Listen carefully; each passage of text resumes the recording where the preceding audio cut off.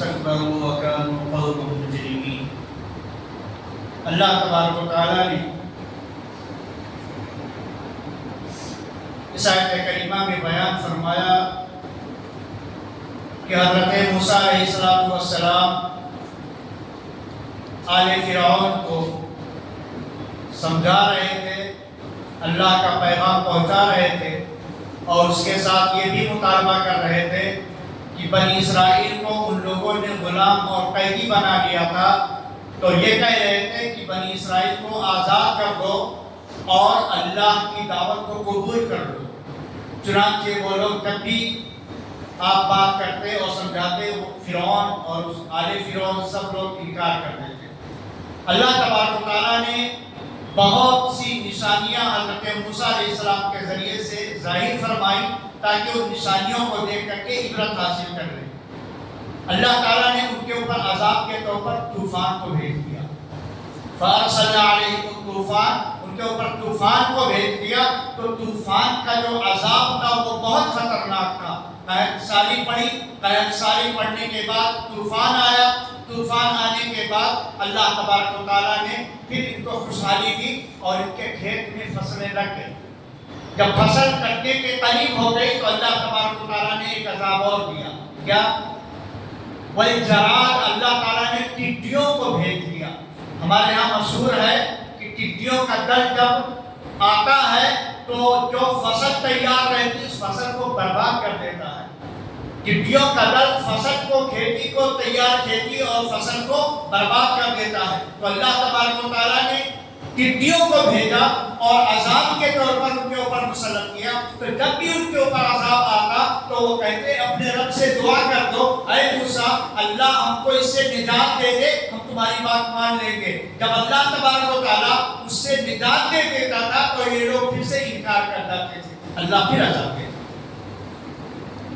والقمل، اور جوئے کا عذاب دیا۔ آدمی کے سر میں جوئے پڑ جائے، کپڑے میں اندر پورے جسم میں جوئے پڑ جائے، ایک تو ویسے ہی پریشانی کا سبب کہ جوا پڑ گیا ہے، آدمی کھجلا رہا ہے، وہ کاٹ رہے ہیں اور آدمی نکال رہا ہے، پریشان ہے، اور جب عذاب کے طور پر جوا پڑ جائے تو پھر اس عذاب کا مقابلہ کوئی نہیں کر سکتا۔ جہاں دیکھ رہے ہیں، جہاں ہر جگہ جوئے ہی جوئے۔ پھر موسیٰ علیہ السلام کے پاس آئے اور کہا کہ دعا کر دیجیے اللہ تعالیٰ ہم کو اس سے نجات دے دے، ہم ایمان لے آئیں گے۔ چنانچہ اس پر بھی ایمان نہیں لائے۔ وَالزَّفَاتِ، اس کے بعد اللہ تبارک و تعالیٰ نے میڈک بھیج دیا۔ کھانا کھاتے اس کے کھانے میں کود کے میڈک آتا، بستر میں لیٹنے جاتے بستر کھولتے میڈک، پانی پیتے پانی پینے جاتے اس میں میڈک، ہر جگہ میڈک۔ اتنا پریشان ہو گئے کہ ہر جگہ میڈک میڈک ہی اللہ کا عذاب تھا۔ چنانچہ پھر دوڑے دوڑے آئے اور کہا کہ اللہ رب العالمین سے آپ اپنے رب سے دیکھیے، اپنے رب سے دعا کر دیجیے کہ آپ کا رب ہم کو اس مصیبت سے نجات دے دے۔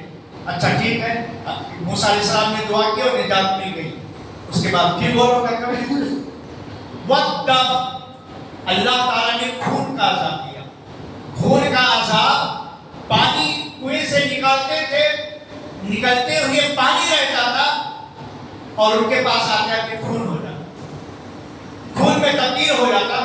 چنانچہ مفسرین کہتے ہیں کہ اس سے ایک چیز یہ مراد ہے، نقصیر کی بیماری لیکن ہر آدمی کے ناک سے خون بہ رہا ہے اور وہ ٹھیک نہیں ہو رہا ہے۔ بہرحال جو بھی مراد لیا جائے دونوں صحیح ہے کہ یہ اللہ کے عذاب کا شکار ہوئے، اللہ کے عذاب میں مبتلا ہوئے کہ جو پانی پیتے پانی نکالتے کھانا نکالتے ہر جگہ خون ہی خون نظر آتا۔ اب کیا کریں، خون تو کھا نہیں سکتے۔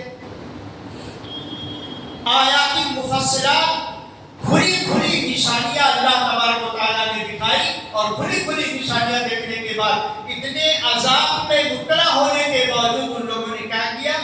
فاستکبروا، ان لوگوں نے تکبر کیا۔ وکانوا قوما مجرمین، اور وہ لوگ تھے ہی گنہگار قوم، گنہگار قوم تھے، گنہگار لوگ تھے کہ ایک نشانی دیکھ کر کے مکر جاتے اور پھر وعدہ کرتے، وعدہ کرنے کے بعد پھر جب عذاب سے نجات پا جاتے پھر مکر جاتے۔ تو اس میں اللہ تبارک و تعالیٰ ہم کو اور آپ کو یہ پیغام دے رہا ہے کہ کہیں ایسا نہ ہو کہ ہم پچھلی قوموں کی برائیوں کو اپنائیں، اللہ تبارک و تعالیٰ ہم کو بھی عذاب میں مبتلا کر دے۔ آج اللہ تبارک و تعالیٰ عذاب دیتا ہے، محسوس کرنے والا، ایمان رکھنے والا اسے ایمان کی نگاہ سے دیکھتا ہے، تب اسے لگتا ہے کہ ہاں واقعی اللہ کا عذاب ہے۔ اللہ تعالیٰ بندے سے نماز پڑھنے کی توفیق چھین لے، اس سے بڑا عذاب کیا ہوگا؟ نماز پڑھنے کی توفیق چھین لے، اس سے بڑا عذاب کیا ہوگا؟ ذکر و اذکار کرنے کی توفیق چھین لے، اس سے بڑا عذاب کیا ہوگا؟ قرآن کی تلاوت کرنے کی توفیق چھین لے، اس سے بڑا عذاب کیا ہوگا؟ اللہ تعالیٰ نیکیاں کرنے کی توفیق چھین لے، اس سے بڑا عذاب کیا ہوگا؟ ماں باپ کی فرما برداری کرنے کی توفیق چھین لے، اس سے بڑا عذاب کیا ہوگا؟ ہم اللہ کے عذاب میں مبتلا ہیں، لیکن ہم اسے محسوس نہیں کرتے کہ واقعی اللہ رب العالمین کا عذاب ہے۔ صرف بھاگ دوڑ مچی ہوئی ہے، بھاگ دوڑ کی دنیا میں، دنیا بنانے کے چکر میں آدمی اللہ کو بھول گیا، رسول کو بھول گیا، قرآن کو بھول گیا، قرآن کے آیتوں پیغام کو بھول گیا، اور پچھلی قوموں کی داستان کو بھول کر کے پچھلی قوموں کی ان گناہوں کو دہرا رہا ہے جن گناہوں کی وجہ سے قومیں عذاب کا شکار ہوئی تھی، عذاب میں مبتلا کی گئی تھی۔ اللہ تبارک و تعالیٰ سے دعا ہے کہ اللہ تعالیٰ ہم تمام مسلمانوں کو دنیا میں رہتے ہوئے اللہ تبارک و تعالیٰ کی اطاعت کرنے کی توفیق عطا فرما، اللہ کی فرما برداری کرنے کی توفیق عطا فرما۔ اے اللہ ہم تمام مسلمانوں کو ہر قسم کے عذاب، مصیبت، بلا اور پریشانی سے محفوظ رکھ، آمین۔ تقبل یا رب العالمین۔